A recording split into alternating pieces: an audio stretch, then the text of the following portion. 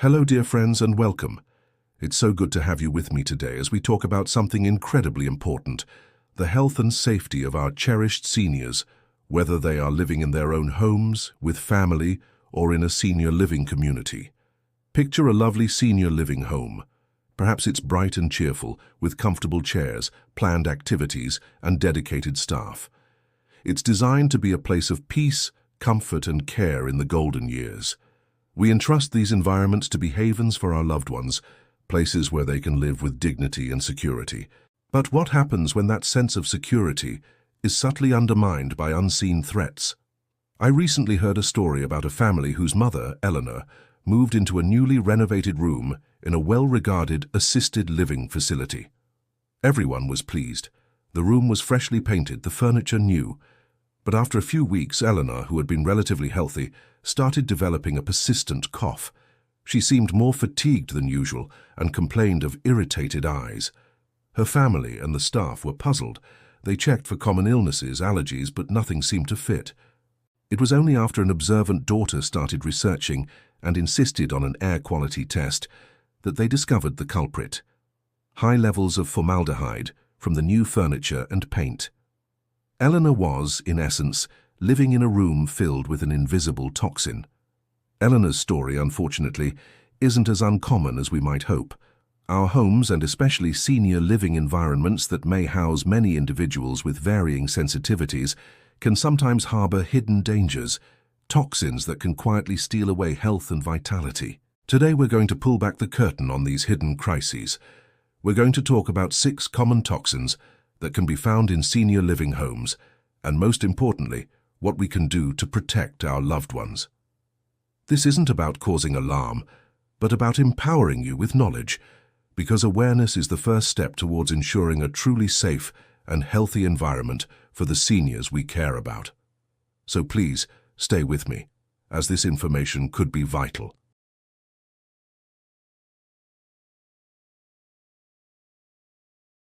Formaldehyde is a colorless, strong-smelling gas commonly used in a wide variety of building materials, household products, and even some fabrics.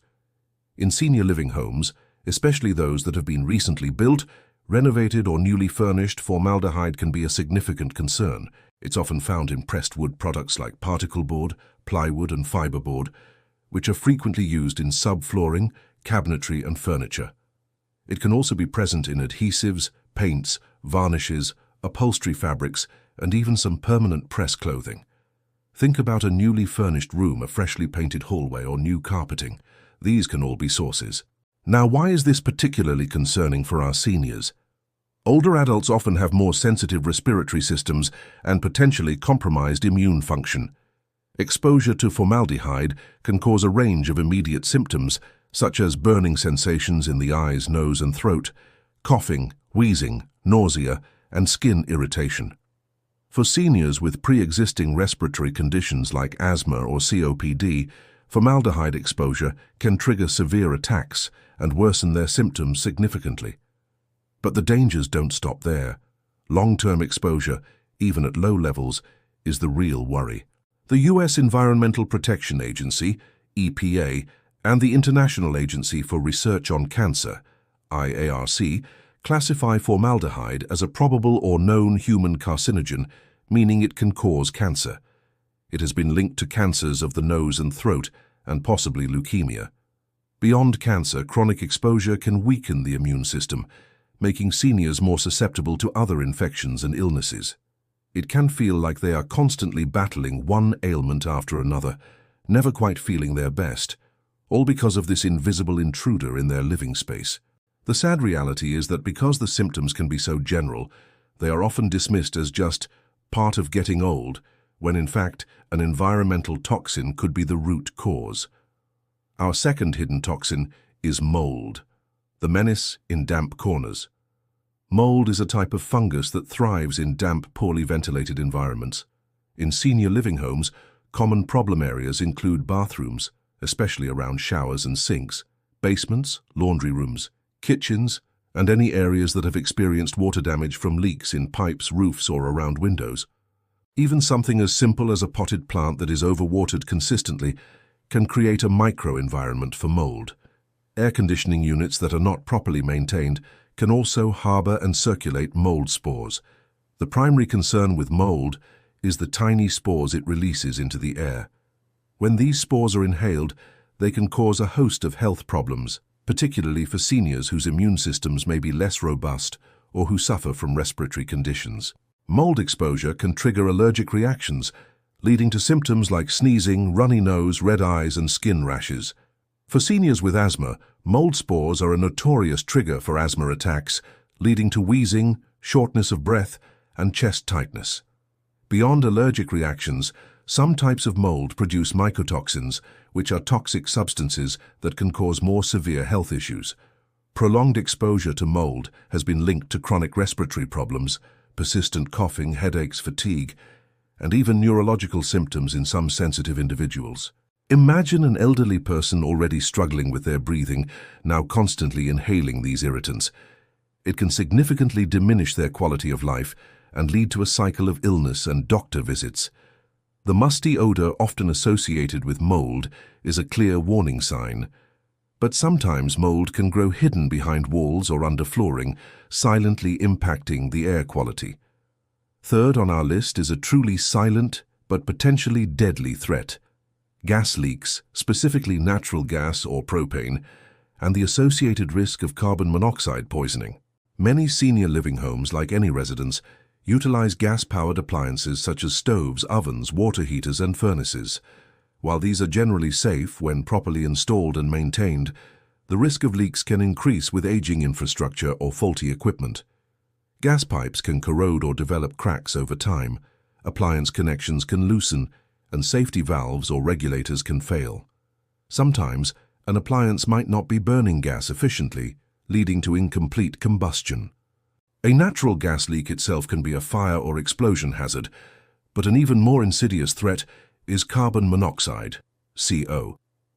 Carbon monoxide is a colorless, odorless, tasteless gas produced when fuels like natural gas, propane, oil, wood, or charcoal burn incompletely. If a gas appliance is malfunctioning, or if a home is poorly ventilated, CO can build up to dangerous levels. Seniors are particularly vulnerable to CO poisoning for several reasons. Their bodies may not process and eliminate toxins as efficiently. They may have pre-existing heart or lung conditions that are exacerbated by CO. And crucially, the early symptoms of CO poisoning, headache, dizziness, weakness, nausea, vomiting, chest pain, and confusion, can be vague and easily mistaken for the flu, general fatigue, or even dementia-related symptoms in older adults.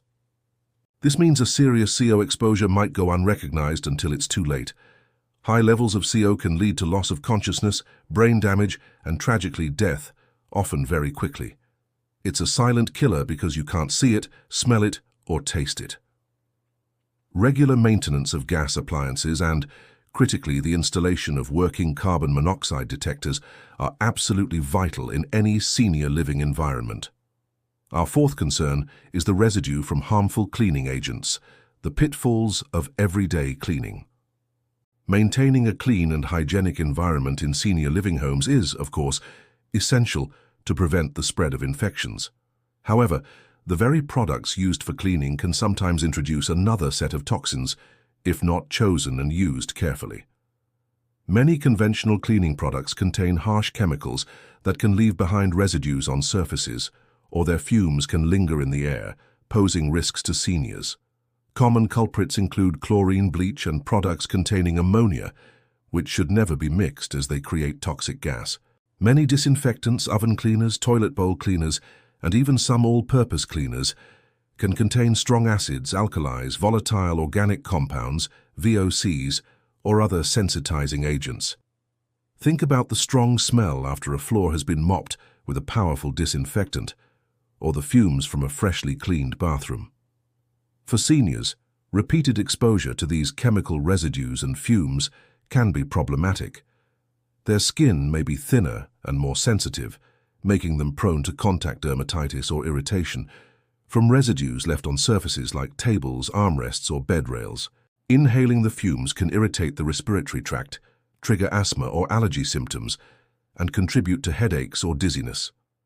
Some chemicals are endocrine disruptors, meaning they can interfere with the body's hormonal system, and long-term exposure to certain VOCs has been linked to damage to the liver, kidneys, and central nervous system.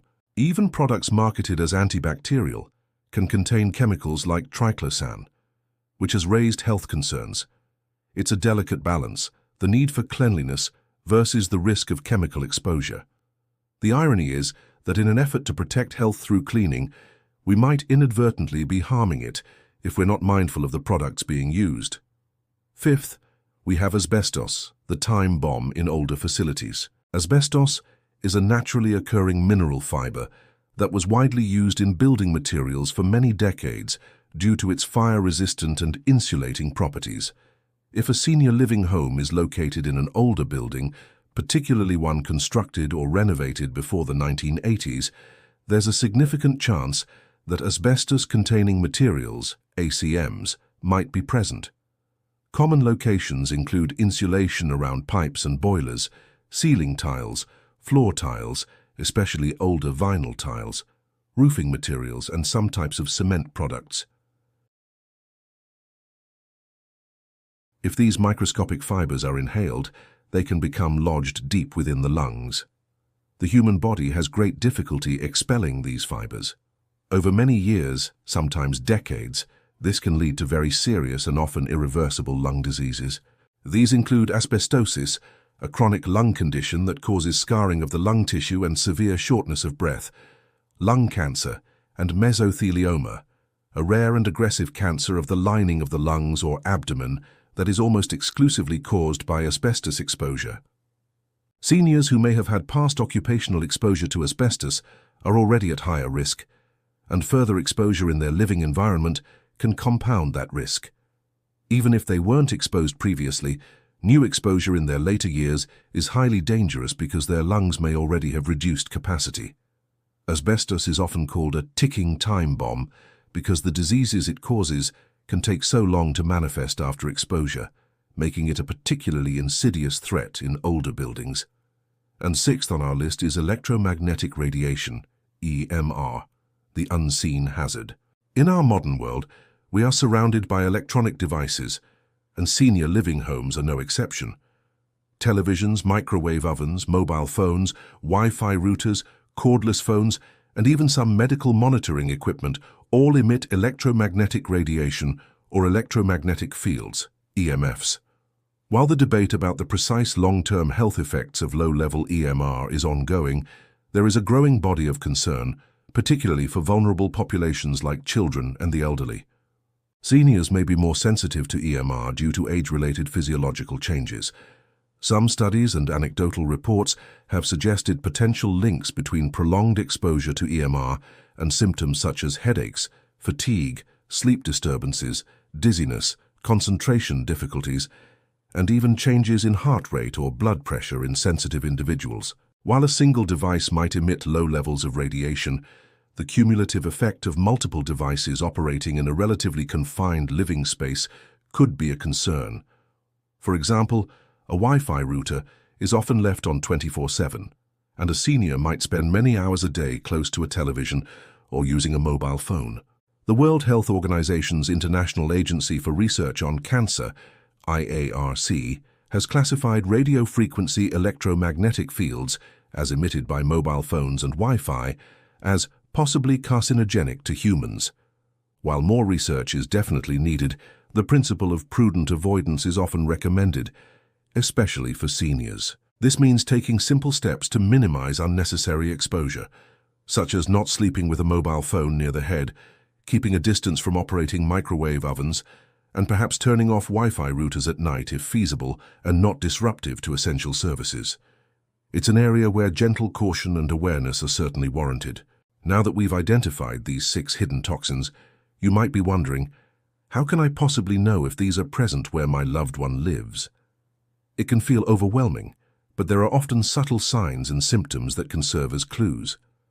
Being observant and attuned to changes in a senior's health or their environment can make a big difference. For instance, if a senior develops a persistent cough, wheezing, shortness of breath, or frequently complains of a stuffy nose or irritated throat, especially if these symptoms worsen when they are in their room or a specific area of the home, It could indicate an issue with air quality, possibly from formaldehyde, mold, or residues from harsh cleaning agents. Unexplained skin rashes, itching, or irritation could be a reaction to formaldehyde in new furniture or fabrics, mold exposure, or residues from cleaning products on surfaces they frequently touch. Frequent headaches, dizziness, unusual fatigue, or feelings of nausea, especially if they seem to improve when the senior is away from their living space, could point to formaldehyde, mold, carbon monoxide, a critical one to rule out quickly, or even sensitivity to EMR for some individuals. A musty or damp smell in the room or common areas is a very strong indicator of potential mold growth, even if you can't see it. Any unusual chemical odors might suggest issues with off-gassing from new materials or improper use of cleaning products. If you notice that your loved one seems more confused, disoriented, or their cognitive function seems to decline rapidly without another clear medical explanation, while there can be many causes, severe exposure to certain toxins, like CO or high levels of some VOCs, could potentially contribute or at least exacerbate underlying conditions. And of course, if a carbon monoxide detector alarms, that is an immediate and urgent sign that requires immediate action. Evacuate the area and call for emergency help. Keeping a simple log of symptoms and where they occur can sometimes help identify patterns. If you have concerns, don't hesitate to voice them to the management of the senior living facility or consult with your loved one's doctor, mentioning your environmental concerns. Understanding the potential threats is the first step, but knowing how to protect our loved ones is even more crucial. The good news is that there are practical, actionable strategies we can advocate for, and in some cases implement ourselves to create safer living environments for seniors. First and foremost is advocating for regular testing and maintenance. This is absolutely key. For air quality, this means encouraging senior living facilities to conduct periodic tests for common indoor air pollutants like formaldehyde and mold spores, especially in newly renovated areas or if residents report symptoms. Specialized companies can perform these tests. As for asbestos, if the building is older, it's vital to know if asbestos-containing materials are present and if they are in good condition. If renovations or repairs are planned, proper asbestos abatement procedures by certified professionals are non-negotiable to prevent fiber release. Regular maintenance also extends to HVAC, heating, ventilation, and air conditioning systems. Filters should be changed regularly and ductwork cleaned to prevent the circulation of dust, mold, and other contaminants. Don't be afraid to ask the management about their testing and maintenance schedules. Your inquiry shows you care and can prompt action. Second, we need to be advocates for choosing eco-friendly and non-toxic products. Whenever new furnishings, paints, flooring, or cleaning supplies are being selected for a senior's living space, there should be a strong preference for products that are low VOC, volatile organic compound, or VOC-free. For paints, look for no VOC labels. For furniture and cabinetry, inquire about products made with solid wood or those that use formaldehyde-free adhesives and finishes. Many companies now offer eco-friendly lines. When it comes to cleaning, there are many effective, less toxic alternatives to harsh chemical cleaners. Simple solutions like vinegar and water, baking soda, or plant-based, fragrance-free cleaners can often do the job just as well for general cleaning without leaving harmful residues. If stronger disinfectants are necessary, they should be used strictly according to directions, with good ventilation, and surfaces should be thoroughly rinsed if appropriate. Encourage the use of microfiber cloths, which can trap dust and bacteria effectively, with less need for chemicals.